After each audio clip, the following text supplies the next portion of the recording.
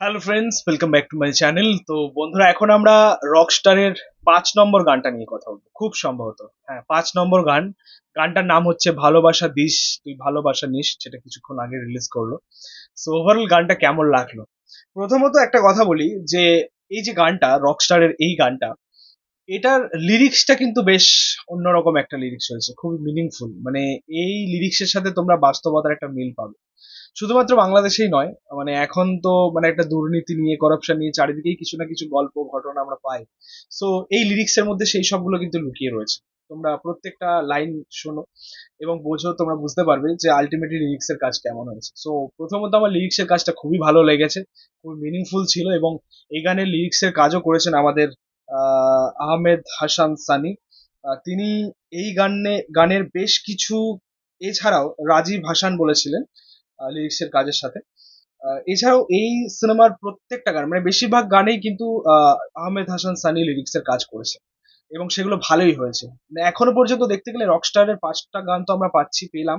So এই 5টা গানই কিন্তু খুব ভালো হয়েছে। আরো বোধহয় 3-4টে গান রয়েছে গানের মধ্যে, এই সিনেমার মধ্যে, সেটাও আমরা খুব শীঘ্রই পাবো। কিন্তু সেদিক থেকে দেখতে গেলে এই গানের প্রায় 90% মেকিং এর দায়িত্বে ছিলেন আহমেদ হাসান সানি। পরিচালনা করেছেন তিনি, তিনি লিরিক্স দিয়েছেন, পাশাপাশি গেয়েছেন তিনি। গানটা অবশ্যই খুব ভালো গেয়েছেন। যেরকম ভাবে আমরা আমাকে উড়িয়ে দাও পেয়েছি, বা এই লাস্ট যে ট্র্যাকটা আমরা পেলাম সেটাতেও বেশ, তার গলাটা বেশ ভারী। এবং এই টাইপের গান গান মানে ওই রকস্টার টাইপ, যেখানে একটা এনার্জি থাকবে, একটা একটা আলাদাই পাওয়ার থাকবে, সেই ভিত্তিক গান এখনো পর্যন্ত আহমেদ হাসান সানি খুব ভালোভাবেই নিভিয়েছেন। মানে এর আগে আমি খুব একটা তার গান শুনিনি, আমি রকস্টারের মাধ্যমেই তার ফ্যান হয়ে গেলাম আর কি। মানে তিনি যেভাবে আর কি বিষয়টাকে এনেছেন, বা যেভাবে কাজ করছেন আর কি।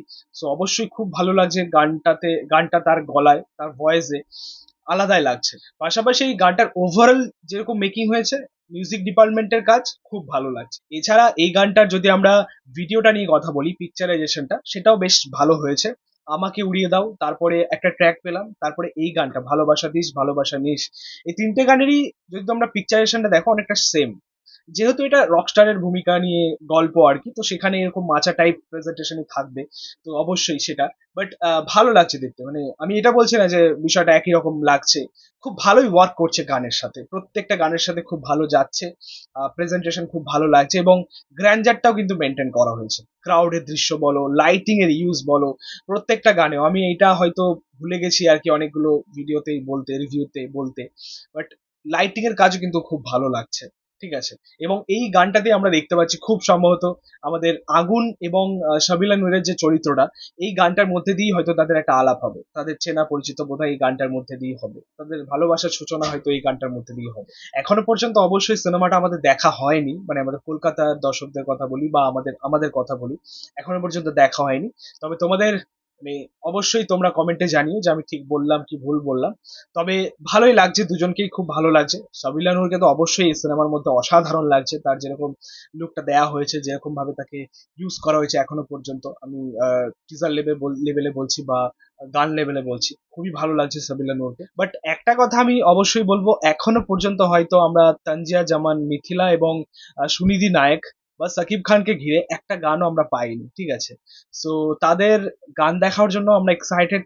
সিনেমা যারা দেখে ফেলেছেন অবশ্যই তাদের কাজ আপনারা দেখেছেন, বাট তাদের একসাথে যদি গান পাওয়া যায় একটা, সেটাও কিন্তু বেশ ভালো হয়। যাই হোক, আমার এই গানটা বেশ ভালো লেগেছে, ভালোবাসা দিস ভালোবাসা নিস।